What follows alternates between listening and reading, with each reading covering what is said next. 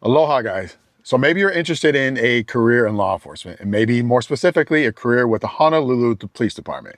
Well, my name is Officer Maya, and I'm currently an officer with HPD. I've been a police officer about 6 years. Prior to that, I was in the United States Army for 23 years. So I do have some experience when it comes to the military side and a little bit from the police side. If you guys want to discuss either one of those, my military experience and all that stuff, how that helped from transitioning from military to police, I'm an open book. We can talk about that. Just leave any comments below. But let me first start off with saying that I am not a recruiter with HPD. Everything that we will discuss, everything that I will say in these videos is just my personal opinion and my personal experiences. I'm not going to gatekeep anything. I'm not going to sugarcoat anything. I'm going to give you the do's and don'ts and my honest opinions, what we can talk about. We can talk about the culture of Hawaii. We can talk about the culture of policing in Hawaii. We can talk about the different crimes that happen in Hawaii versus mainland stuff. We can talk about any of that stuff, and I'll give you my best opinion and my best experiences that I can, okay? So first off, if you are interested in a career in law enforcement, specifically HPD, like I said, first thing you have to do is you got to go to the website and you have to apply. So I'm going to go to my notes because I tend to ramble sometimes. So I'm going to go to my notes, and anything that we discuss, I will leave a link down below so you can personally go to yourself and you can look over it and make sure it's something that you want to do. So bare minimum requirements. Okay, so when you do apply for HPD, these are the bare minimum requirements that you need to look for to make sure that you do qualify and that you are eligible to apply. So obviously the bare minimum is 20 years of age at the time of the application, okay? So by the time you apply, when you apply, you have to be at least 20 years of age. Now, the second part of that is you have to be 21 years of age by the time you graduate the academy. Okay, so when I went through my class, I believe we had 3 that were 20 and then they turned 21 before the date we graduated. So that's a requirement. That's one of the bare minimums. And there is no upper age limit. Okay, so that's something we can discuss later on as well, is that when I came in, I was 44. I ended up graduating. I was the oldest one in my class. So there is no upper age limit. Now, my intent on these videos, I want to make a series of videos. So I want to walk you through the beginning processes, like applying for it and all the stuff that comes after, all the way through the police academy. So kind of like a day-to-day look on what to kind of expect as you go through the academy, all the way on to FTO, which is a field training officer program, fourth watch. And then when you finally get assigned to your districts, we can talk about all that kind of stuff. We can talk about my personal experiences and everything that I've gone through. Because when I was looking through the department, there was really no videos that kind of had a point of view of a first person that was in the police department at the time to kind of help you and just kind of see where this would lead you and where to go from there, okay? So back to the application. So those are some of the bare minimums, right? Obviously. Now, the other one very important is firearms. Must be able to meet federal and state eligibility requirements to possess a firearm. So you got to make sure you are in compliance with that. Now, the state of Hawaii is very kind of strict on possessing firearms and who can't, right? So if you've ever been kind of diagnosed with a mental illness, like from a doctor, let's say like PTSD or anything like that, it might be kind of difficult, okay, to be able to obtain a license to carry a firearm in the state of Hawaii. That's from personal experience. So sometimes you might have to go to a doctor and get reevaluated and have the doctor state that at that time you're okay, that you've been cured or whatever, that you do not possess those things anymore. So that's very important. You need to know that. Okay. So once you do apply, you do this all online, they're going to send you an email. Okay. They're going to give you a time and date of where to go and take the written test. Now, it could be at different locations. There's a holiday in town you go to. Sometimes it's at the police academy in Waipahu. It's going to give you a date and time. Now, it's very important to look at that date and time because there are people, and I've seen it personally, that will go to the wrong place or they'll show up on the wrong date and time. If you want to take this serious, you have to make sure you pay attention to detail because from the moment you walk in that door, the recruiting team is evaluating you. Just keep that in your head. As soon as you walk in, they are evaluating you whether or not that you're going to be good for the job. So paying attention to detail is very important. Obviously in policing, we need to pay attention to detail, okay? Because sometimes this information is very crucial that we need to know. So when you go take the test, I believe it's about a 2-hour test, right? They're going to give you a booklet. They're going to sit you down. They're going to give you the basic rules and instructions, and they're going to go over it, okay? And they're going to tell you to go. Now, some of the items and some of the stuff that's on the test are you got observation and memory, written communication, reading understanding, reasoning, analytical ability, and biodata. So basically, in a nutshell, you're going to go over grammar, you're going to go over like reading comprehension, you're going to go over like memory. So some of the examples, like when I first started my test, you're going to open it up. There's going to be like a cartoon drawing maybe of a city or an intersection. It's going to be all different kinds of stuff. You're going to have clock towers, you're going to have cars parked on the side, people walking dogs or whatever. Going to give you a few minutes to kind of look at that, trying to memorize as much as you can, what you think would be important details. You flip the page, there's going to be questions on like what time was on the clock tower, how many dogs was that female walking when she was crossing the street, what was the street name. So retainability of that information is also important, okay? You don't need to be 100%, get every single one of them right, but try to remember that stuff. Try to practice that stuff now. Try looking at something and then remembering what you saw. Okay, we also have like grammar and things of that nature, right? So they're going to go over a list, kind of like school, right? College or high school. They're going to give you certain words like there, they are. You're going to have to kind of know the difference of what those kind of means, right? It's just basic stuff. This is basic high school educational stuff. Now, reading and understanding, they might give you like a short essay you read, and you're going to have to maybe read and answer some questions, kind of like reading comprehension of what you just read, right? So you're going to have to be able to retain some kind of information here. Now, biodata is kind of weird, right? So biodata kind of gives you and gives them an understanding of maybe what kind of personality you are, maybe what kind of personality that you have, okay? So it's kind of like an algorithm. I'm not saying whether it's good or bad or if it's actual like good data or not, I'm not sure. But some of the questions they ask might be a little weird, like who was your favorite president? What do you think about George Washington? It might be some kind of like off the wall questions. You just kind of answer the best you can. So that's something else that comes with all these things. The whole process you go through is truthfulness. Make sure you answer everything as truthful as possible. Don't try to hide anything. Don't try to gaslight anything because it will come out. So you have to be truthful. So when you answer these questions, just answer as truthful as possible. There's really no right or wrong answer when it comes to this biodating stuff. You just answer it and it kind of gives them a snapshot of maybe what kind of personality you have. Take that for what it is.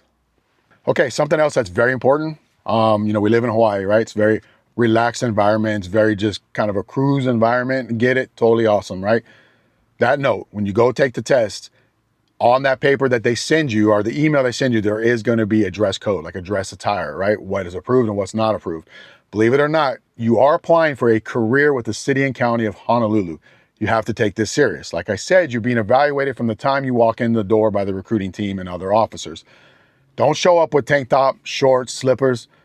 I've seen it personally. When I took my test, people showed up in tank tops, shorts, slippers, all kinds of stuff, okay? You're applying for a career. Don't do that. And it will tell you on the paper, on the email, what you need to wear. So some of the acceptable, I'm gonna read straight from here. So there's no miscommunication, no confusion. So some of the approved attire would be, and this goes through the whole process, okay? So when you're going through the interview, the polygraph, it will tell you what to wear, like wear like aloha attire, aloha business or whatever, or maybe they might tell you to actually wear a suit and tie in some of the process. You have to read it and pay attention.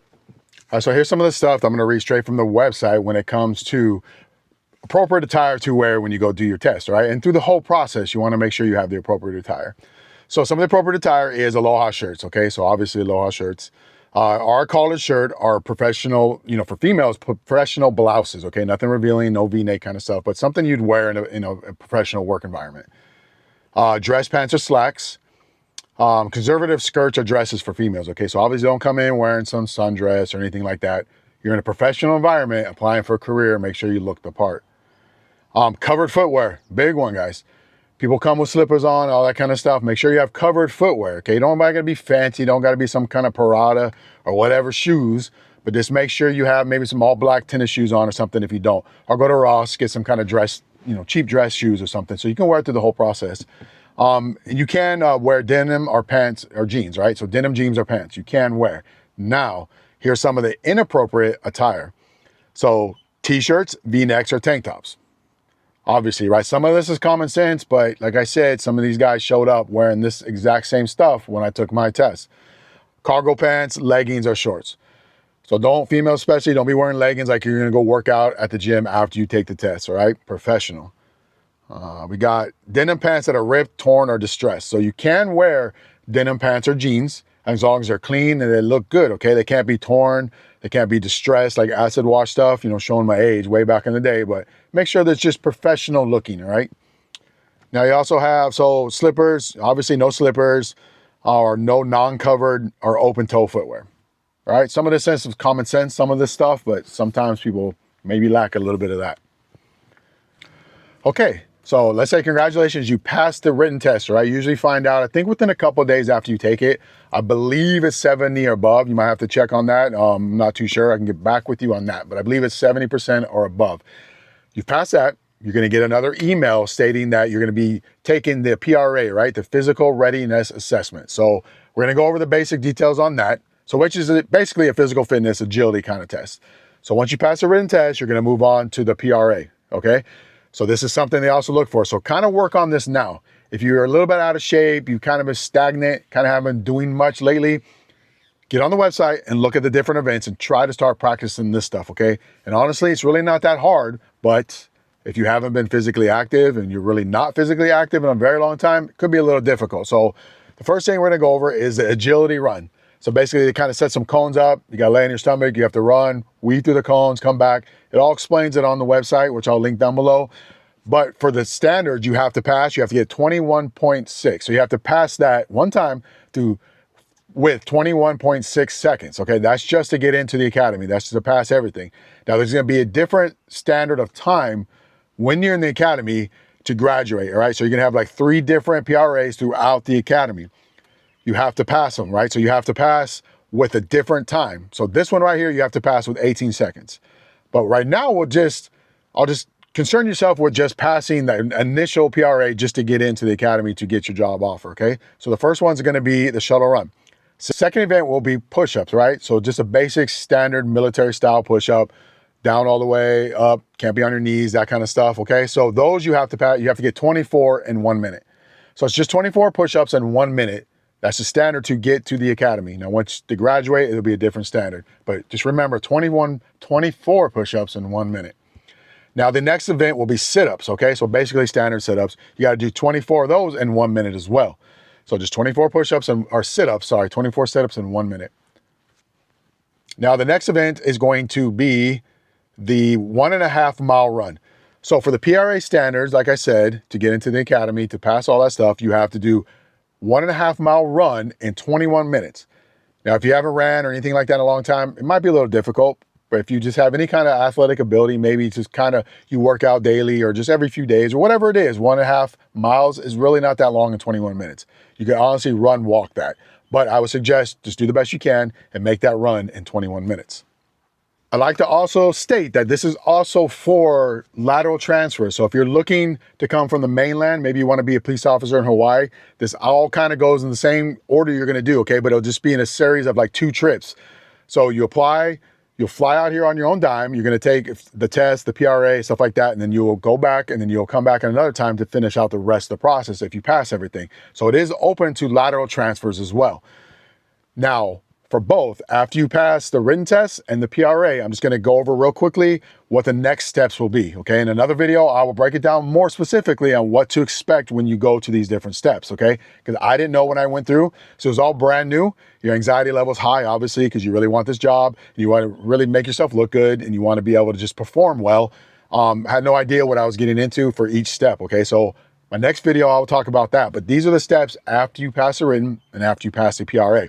So you do the entrance exam, the physical ability test, so the PAT or physical readiness assessment. Okay, so those will be the first 2 steps, obviously. After that is the personal history statement, all right? So it's gonna be a personal history statement record. I'll talk about that in my next video, what to expect on that. Gonna have to do some legwork and have to look up some old addresses, where you've been, because they go way back, okay? It's all gonna be digital, but you need to have some information of past employers, phone numbers, names, dates of where you've worked since you're like 15, all that kind of stuff we'll talk about at another time. They're gonna do a background investigation, all right? So they're gonna run a background check on you. Oral board interview. So you will have an oral board interview with detectives. Then you'll get a conditional offer of employment. So after all that, you will get a conditional offer of employment. So they'll say, yes, you passed all that, so we're gonna give you a conditional offer. Now, the next steps after the conditional offer, you're halfway there, you're gonna do a psychological exam, you'll do a psychological interview with the doctor, with the city county doctor, and you'll do a polygraph exam, so basically a lie detector test, okay? And then you'll do a medical exam at the end. So basically, it's just like any kind of job you're going to have a physical, eyes, ears, they're going to check everything, right? So those would be kind of the last steps you do.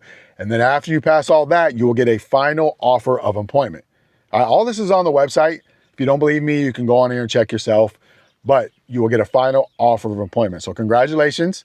They're going to give you an academy date. They're going to give you an academy class and then tell you when to show up. Okay. So that's it for my first video. Just going to give you a very quick snapshot of what to expect from a first person point of view, someone who just went through it 6 years ago, and what to expect when you go to these different interviews and these different exams and stuff like that. My next video, I'll break it down more of what all the psychological exam talks about, the polygraph, all that kind of stuff I'll talk about in my next video. So until then, if you guys have any comments and anything that pertains to what I've talked to so far, maybe some future questions for later on, hit me down below in the comments. I'll answer the best I can. Like I said, my personal experiences and my personal opinions. And then like I said, I'm gonna make a series of videos. We're gonna talk about all that stuff. You guys want me to talk about the culture of Hawaii, because it is very different from the mainland. If you want me to talk about the policing, the differences between mainland policing and crime and Hawaii policing and crime, because there are pros and there are cons, right? We do live in paradise, but we have our problems here as well. If we want to talk about the cost of living, is a very important one. Okay, so we also can talk about the salary of the police department, which I will actually right now. Let's go over that one while I'm here. Because I believe, obviously salary, right? We all do any kind of job. Sorry, I got to find it. We all do a job, right? Maybe we love the job, maybe we don't. But if you want to get into policing, it's obviously to help people. And if you have that service type of personality where you want to just help and serve people, that's important as well, right? Especially as a police officer. But don't get it twisted. It's about money as well. Some people are going to be like, no, you're going to do it for the love of the job. Yeah, okay. But you also got to do it and be able to survive and to be able to support your family. So starting July 1st, a few days ago, 2026, the salary base pay salary for HPD while you're going through the academy is $83,808, okay? So that's what you're gonna start off with. Now, it gradually goes up once you graduate the academy. There's other incentives on here. So you have standard of conduct. So with standard of conduct, it could be up to $91,712 a year. Standard of conduct is an extra X amount of money a month, right? So when you become a police officer, you get your badge and stuff. We have policies where we have to carry our badge, ID card, our weapon or our service weapon or supplementary weapon, and handcuffs when we're off duty, right? So we're technically never really off duty. We have to carry those stuff by policy, but they compensate us that with giving us extra money a month for that. So your pay goes up a little bit from there. You're starting off at $40.29 an hour. That's not bad. Not really without a college education and any kind of experience. You can start off in a career with HPD for $40.29 an hour.